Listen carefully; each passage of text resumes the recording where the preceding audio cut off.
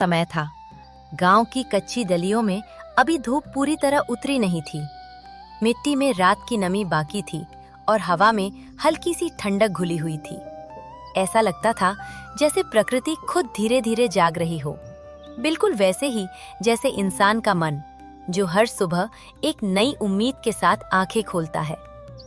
ये गांव बड़ा नहीं था, न कोई ऊंची इमारतें, न चौड़ी सड़कें, बस झोपड़ियां, कुछ पक्के मकान, खेत और उन खेतों में मेहनत की चुपचाप बोलती हुई कहानी। इसी गांव में रहता था हरदेव। हरदेव कोई बड़ा आदमी नहीं था, न उसके पास बहुत पैसा था, न ताकत, न पहचान, लेकिन उसके पास कुछ था जो इस दुनिया में सबसे ज्यादा दुर्लभ होता जा रहा था, ईमानदारी। हरदेव की उम्र लगभग 40 के आसपास थी।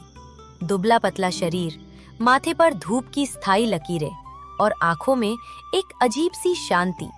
वो बोलता कम था, लेकिन जब बोलता तो शब्द सीधे दिल में उतर जाते। हर सुबह वो उसी रास्ते से खेतों की ओर जाता, कंधे पर पुराना सा गमछा, हाथ में फावड़ा। रास्ते में लोग मिलते, कोई राम राम कहता, कोई बस सिर हिला देता। हरदेव सबको एक ही तरह से देखता, बिना किसी ऊंच नीच के। उसके लिए दुनिया बहुत सीधी थी, मेहनत करो, सच बोलो और किसी का हक मत खाओ। पर दुनिया इतनी सीधी नहीं होती।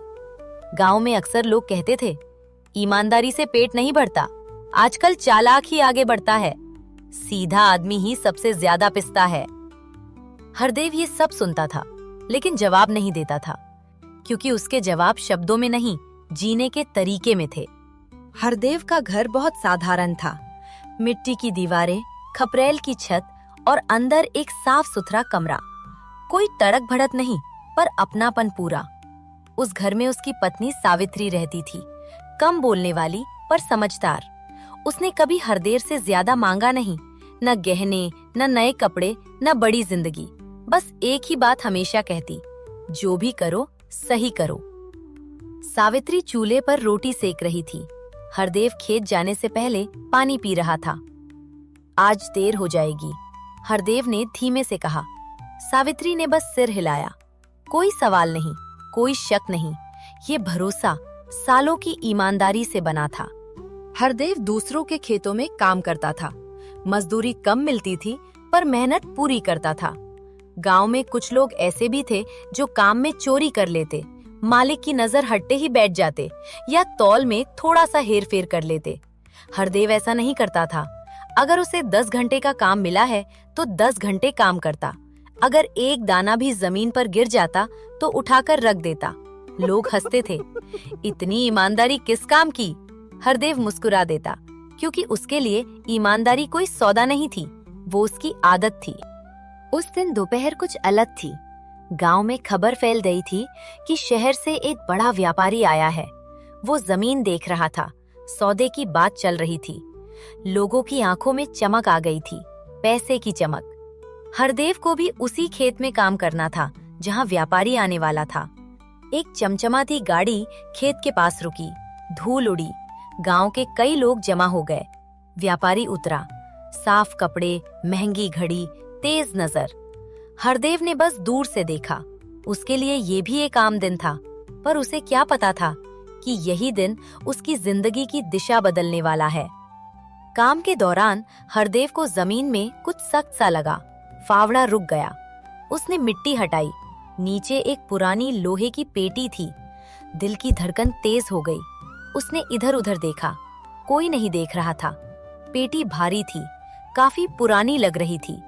यही से कहानी बदलती है, क्योंकि जब इंसान अकेला होता है और सामने मौका होता है, तभी असली चरित्र सामने आता है। हरदेव ने पेटी को बाहर निकाला। हाथ कांप रहे थे। पेटी बंद थी। उस पल उसके मन में कई आवाजें उठीं। कर देख ले, किसे पता चलेगा, जिंदगी भर की गरीबी खत्म हो सकती है। और फिर एक दूसरी आवाज जो बहुत शांत थी पर बहुत मजबूत, ये तेरा नहीं है। हरदेव ने पेटी वहीं रख दी। मालिक को बुलाने चला गया।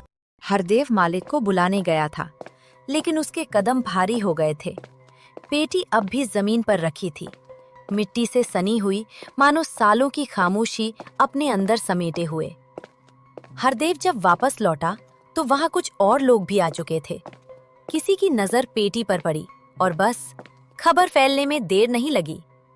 अरे ये क्या है? पुरानी पेटी लगती है, कहीं खजाना तो नहीं? हरदेव चुप खड़ा था।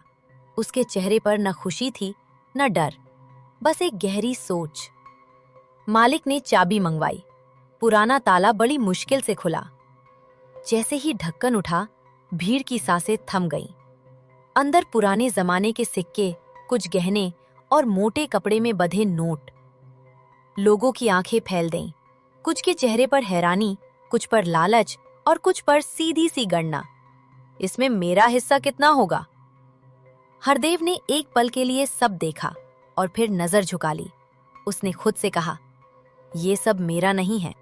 भीड़ में से किसी ने ऊंची आवाज में कहा, हरदेव ने निकाला है तो आधा तो उसका हक बनता है। मैं तो सिर्फ काम कर रहा था। जो जमीन मालिक की है उसमें जो निकले वो भी उसी का है।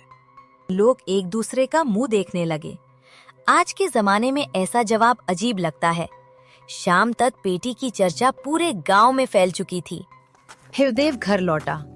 उसके कंधे झुके हुए थे, मेहनत से नहीं, सोच से। सावित्री ने बिना कुछ पूछे उसके लिए पानी रखा। कुछ देर बाद उसने धीरे से कहा, गांव में बहुत बातें हो रही हैं। होने दो। सावित्री चुप रही, पर उसकी आंखों में सवाल थे। उस रात हरदेव को नींद नहीं आई। अंधेरे में उसे पेटी की तस्वीर दिखती रही, सिक्कों की चमक, लोगों की आंखें और फिर एक सवाल, क्या मैं गलत हूँ? हरदेव ने जिंदगी में कभी ज्यादा नहीं मांगा था, पर उस रात उसने अपने बच्चों का चेहरा याद किया जो पुराने कपड़ों में स्कूल जाते थे। उसने सावित्री की चुप सहनशीलता याद की और अपनी थकी हुई देह। मन बोला, थोड़ा सा ले ले, कोई नहीं जानेगा। और फिर वही पुरानी शांत आवाज, गलत रास्ता छोटा लगता है पर मंजिल बहुत दूर ले जाता है। हरदेव करवट बदलता रहा, पर जवाब नहीं मिला। सुबह होती